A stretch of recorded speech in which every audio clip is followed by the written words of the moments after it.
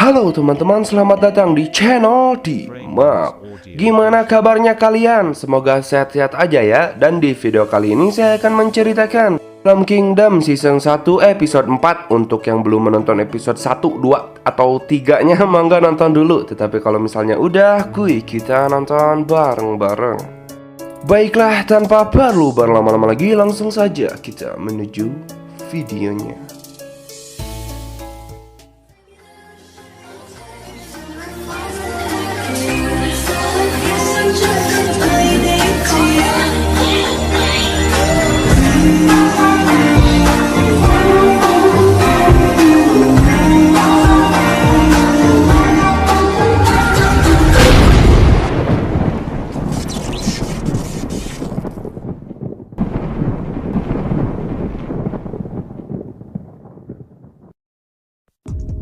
Tak lama datanglah putra mahkota bersama pengawalnya yang melihat bahwa kapal tersebut meninggalkan mereka. Putra mahkota pun memberikan perintah agar kita bisa selamat setidaknya untuk malam ini. Subi pun memberikan saran untuk pergi ke Julhan. Alhasil putra mahkota pun memerintahkan mereka untuk pergi ke sana, sementara yang sakit dan orang tua menaiki gerobak.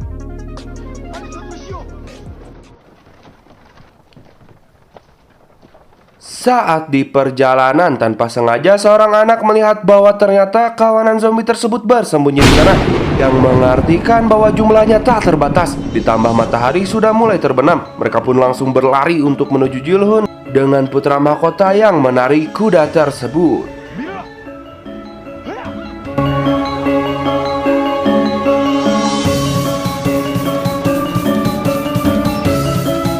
Namun sayangnya kuda yang ditariknya nyangkut di sebuah batu. Putra mahkota pun berusaha untuk mengangkatnya serta berkata dia ingin bersikap berbeda dari klan Haewoncho dan tak ingin meninggalkan satupun orang di sana. Sementara kawanan zombie tersebut sudah mulai bergerak dan terjadilah kejar-kejaran di sini.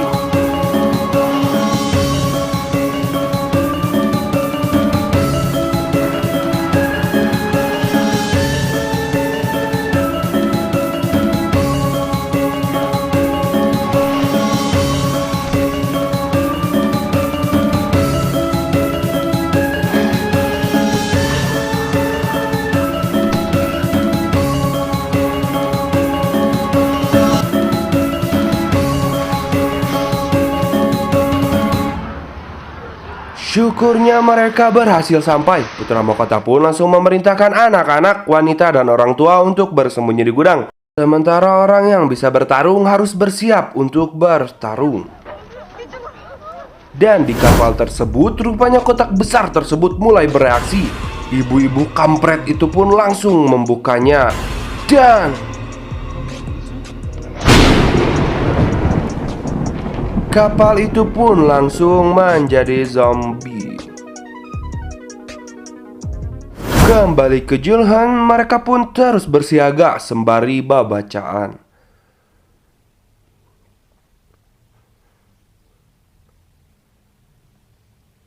Hingga terbitlah matahari dan kawanan zombie itu pun langsung kocar-kacir dibuatnya. Setelah itu terlihat bahwa putra mahkota sangat gugup dibuatnya. Pengawal pun langsung memintanya untuk keluar. Dan para penduduk yang tersisa langsung menduduk di hadapannya dan berterima kasih karena telah peduli pada mereka. Alhasil putra mahkota pun memerintahkan mereka untuk beristirahat dan makan. Setelah itu putra mahkota melihat bahwa makanan yang ada jumlahnya sangat sedikit. Namun tiba-tiba dia kajabret bola di sana. Dia pun langsung memerintahkan mereka untuk mendatanginya. Para anak-anak pun meminta maaf dan siap mati karena kesalahannya.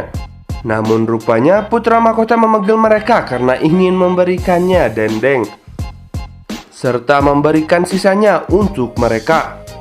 Begitu senangnya mereka karena sudah sangat lama sekali mereka tak memakan daging.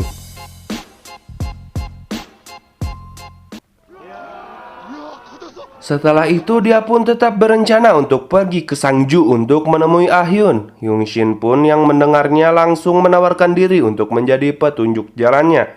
Namun pengawal langsung bertanya mengenai siapa sebenarnya dia dan mengapa dia bisa sangat hebat dari prajurit sekalipun dalam hal menembak. Dia pun berkata bahwa dia hanya berlatih saat perang dulu. Namun tiba-tiba rupanya itu merupakan pasukan kerajaan yang akan menangkap putra mahkota, dan dia membacakan sebuah surat penangkapannya dan menyebutnya sebagai pengkhianat. Ditambah dia telah membunuh komandan pasukan Hanyang atau si Bumil itu. Begitu terherannya para penduduk bahwa ternyata putra mahkota merupakan pengkhianat. Lalu Shin pun memperlihatkan bahwa Cho Hak-ju yang menerima paket kepala anaknya yang merupakan komandan pasukan itu. Dia pun dengan penuh dendam berkata bahwa dia akan membalas kematian anaknya dengan sangat brutal. Kembali ke mereka pun langsung dihujani panah dan menewaskan banyak sekali penduduk di sana.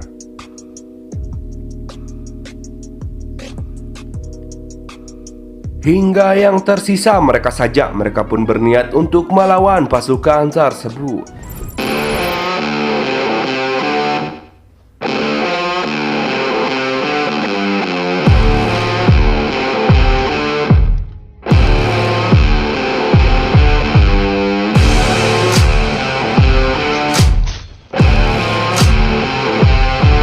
Mereka pun berhasil keluar dari sana dan mengecoh para pasukan karena pengawal putra mahkotanya mengetahui kode sandi tersebut.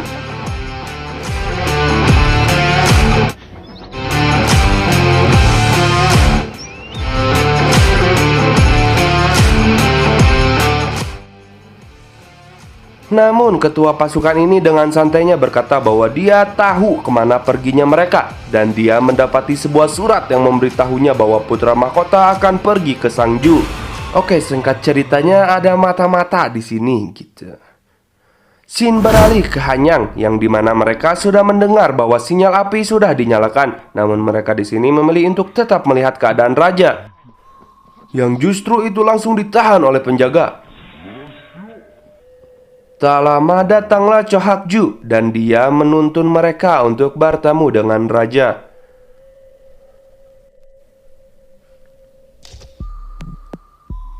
Saat akan masuk, tindakan itu langsung dicegah oleh ratu. Namun Cho Hak-ju tetap memaksa untuk masuk karena mengingat tak ada yang berani padanya. Dan pada saat ini matahari sudah mulai terbenam. Cho Hak-ju pun berkata bahwa sinyal api dinyalakan bukan karena Jepang menginvasi, tetapi karena wabah mulai menyebar. Lalu tak lama raja pun bangun dari tempatnya dan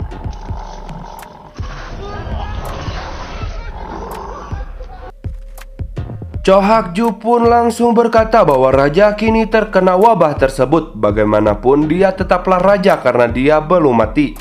Dan dia pun menambahkan bahwa tua pelajar sebagai dalam pengkhianatan ini harus dihukum bersama dengan keluarga beserta kerabatnya, bersama putra mahkota yang ikut menjadi anggota pengkhianat dan harus diracun sampai mati. Dan dia pun langsung memerintahkan ketua pelajar untuk langsung membawanya ke biro investigasi. Setelah itu Cho Hak-ju pun berbicara berdua dengan ratu yang dimana dia akan membunuh semuanya untuk membalas kematian anaknya. Dan jangan sampai kau menghalang-halanginya, karena jabatanmu ini aku yang memberikannya, maka aku juga bisa mencabutnya kembali. Dan dia pun memerintahkan untuk menjaga raja hingga dia melahirkan anak laki-laki, dan harus laki-laki agar tahta tersebut bisa jatuh ke tangannya. Sang ratu pun berkata bahwa dia pastinya akan melahirkan seorang laki-laki. Selesai. Itulah Kingdom Season 1 episode 4 ya. Untuk yang menyukai videonya langsung subscribe aja lah gitu. Untuk episode selanjutnya segera hadir insya Allah. Dan silahkan tunggu dengan menonton video-video lain dari channel ini. Baiklah, cukup sekian untuk video kali ini. Terima kasih yang telah menonton sampai akhir. Kurang lebihnya mohon dimaafkan. Wassalamualaikum warahmatullahi wabarakatuh. Nuhun boy.